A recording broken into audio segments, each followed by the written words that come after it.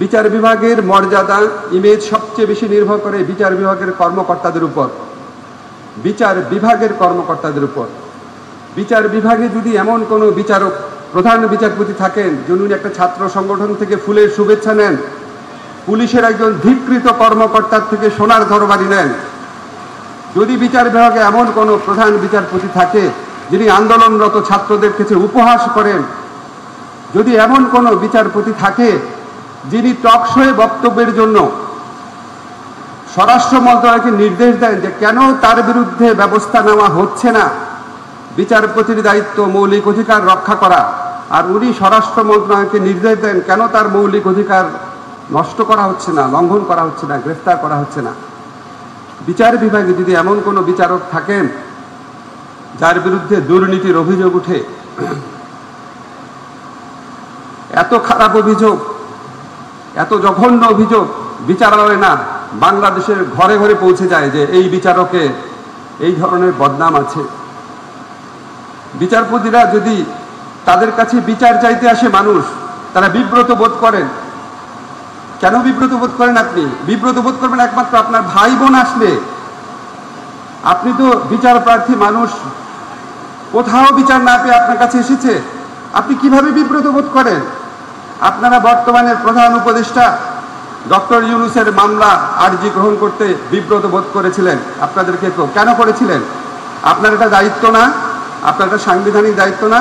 আপনি শুনে রিজেক্ট করে দেন, শুনে রিজেক্ট করেন, সমস্যা নাই। আপনি শুনবেনই না, আপনারা এগুলো একটু বিবেচনা করেন। আপনাদের এখানে অনেক ভালো বিচারপতি আছেন, আপনাদের সুনাম কিছু বিচারপতির কারণে ক্ষুণ্ণ হয়েছে, এগুলি আর করেন না। মানুষ বোকা না, মানুষের প্রত্যেকের বিচার বুদ্ধি আছে, প্রত্যেকের ঘরে ঘরে এইসব প্রশ্ন আলোচিত হতো। আজকে আমি আপনাদের কাছে জাস্ট কনভে করলাম জিনিসগুলা।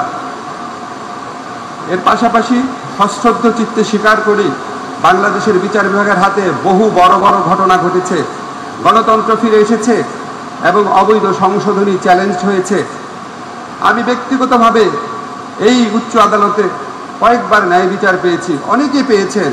অনেক সময় আপনারা রাজনৈতিক নিপীড়ন থেকে রক্ষা করার জন্য জামিনের ব্যবস্থা করেছেন, সব করেছেন। কিন্তু আমার একটা প্রশ্ন কি, মানে আমার ব্যক্তিগতভাবে মনে হয় আমাদের সবচেয়ে বেশি পরিশুদ্ধ, সবচেয়ে বেশি দায়িত্বশীল, সবচেয়ে বেশি অ্যাকাউন্টেবল প্রতিষ্ঠান হওয়া উচিত বিচার বিভাগে। বিচার বিভাগের সংস্কারের বিষয়ে আপনারা জানেন, আমাদের এখানে অত্যন্ত সুযোগ্য একজন বিচারপতি শাহ আবু নাঈম মমিনুর রহমান, ওনার নেতৃত্বে একটা কমিশন হয়েছে।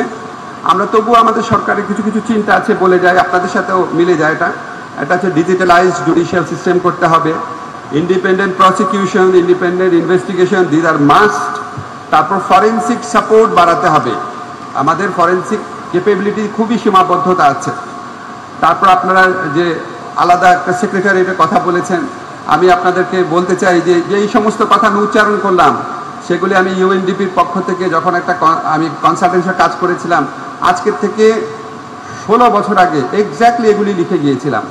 তখন এখানে ফরিদ আহমেদ শিবলি ছিলেন রেজিস্ট্রার জেনারেল, ওনারা জানেন যে আমরা কত সিরিয়াসলি কাজ করেছিলাম। এগুলি অবশ্যই আমাদের চেষ্টা থাকবে, আমাদের সংস্কার কমিশনের প্রধান আছে, ওনার কাছেও আমরা বলবো, আপনারাও বলবেন। বর্তমান পরিস্থিতি নিয়ে কয়েকটা কথা বলি, বিশেষ করে যারা অধস্তন আদালতের আছেন। দেখেন, আমাদের এখানে বিগত ফ্যাসিস্ট সরকার গায়েবী মামলা এবং ঢালাও মামলার একটা কালচার শুরু করেছিল। আমরা সেটা থেকে বের হতে চাই।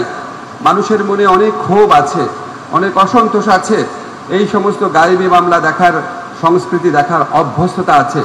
অনেকের বিরুদ্ধে ঢালাও মামলা হয়ে যাচ্ছে। আপনারা যারা নিম্ন আদালতের বিচারকরা আছেন, আমার চেয়ে আপনারা আইন ভালো জানেন। বিচারিক আইনগত প্রক্রিয়ার মধ্যে থেকে মানুষকে যতটা পারা যায় হয়রানি থেকে মুক্তি দেন। আপনারা যখন পুলিশের কাছে নির্দেশ দেন, আমি শুনেছি যে একটা দিয়েছিল তদন্তপূর্বক এফআইআরের, তদন্তপূর্বক এফআইআরের পদক্ষেপ নেওয়া, এটা নাকি আবার হাইকোর্টে একটা রায়ে বলা হয়েছে যে আদালত থেকে পুলিশের কাছে যেটাই পাঠাবে সেটাকেই অটোমেটিক্যালি এফআইআর হিসেবে নেওয়ার। এরকম যদি রায় থাকে, নিশ্চয়ই আমাদের অ্যাটর্নি জেনারেল অফিস থেকে চ্যালেঞ্জ করার চেষ্টা করা হবে। আপনারা আপনাদের আইনগত ক্ষমতার মধ্যে যতটুকু পারা যায় করবেন। যেমন একটা উদাহরণ দেই, আমরা যখন দেখেছি কোর্টের মধ্যে আসামিদের উপর অনেকে আছেন সম্মানিত ব্যক্তি ছিলেন একটা সময়, অনেকে আছেন, আমার কথা হচ্ছে ওনারা সম্মানিত হন আর না হন, ওনাদের গিল্ড তো প্রমাণিত হয় নাই। অ্যাকিউজড পার্সন মানে তো কনভিক্টেড পার্সন না। আমাদের দেশের আইনে তো কোথাও নাই যে বিচার প্রার্থী যারা আছে তাকে আপনি হামলা করবেন। তো এখানে আপনার যারা অনেকে আছেন বিচারক আছেন নিম্ন আদালতের, আপনারা আপনাদেরভাবে চেষ্টা করেন ফর্মাল ইনফর্মাল ওয়েতে। এখানে অনেক আইনজীবী আছে, আপনাদের বন্ধু বান্ধব আইনজীবী নেতা আছে, তাদেরকে বোঝানোর চেষ্টা করেন। আমি জানি এবং আমাদের সাথে এরকম পরামর্শমূলক হওয়ার পর কোনো ক্ষেত্রে দেখেন একটা ব্যবস্থা নেওয়া হয়েছিল যে শুনানি সকাল 7টায় করা হয়েছিল, সো দ্যাট আদালতের লোকজন কম থাকে, এই ধরনের হামলার ঘটনা যেন কম ঘটে। আপনারা যতভাবে ইনোভেটিভ চিন্তা করবেন, আমার যদি উদ্দেশ্য থাকে ভোগান্তি, হয়রানি, অবিচার দূর করা, আপনি আপনার মতো আইনগত সীমায় থেকে, আমাদের এখানে অ্যাটর্নি জেনারেল সাহেব আছেন, দরকার হলে ওনার সাথে পরামর্শ করতেন, আমাদের চিফ জাস্টিস আছেন সবার উপরে, ওনার সাথে পরামর্শ করেন, আমাদের ল সেক্রেটারি আছে, আপনাদের আইনগত সীমার সাথে যত পারেন মানুষকে ভোগান্তি থেকে মুক্তি দেন। আমরা প্রকৃত ন্যায় বিচার প্রতিষ্ঠা করতে চাই। আমরা ঢালাও মামলা, বিচার বিভাগকে ব্যবহার করে মানুষকে হয়রানি করা, মানুষের জীবন জীবিকাকে নিশ্চিহ্ন করা, মানুষের ক্রমাগত ক্ষত, ক্রোধ, ক্রন্দন সৃষ্টি করা, সেটা থেকে বের হতে চাই।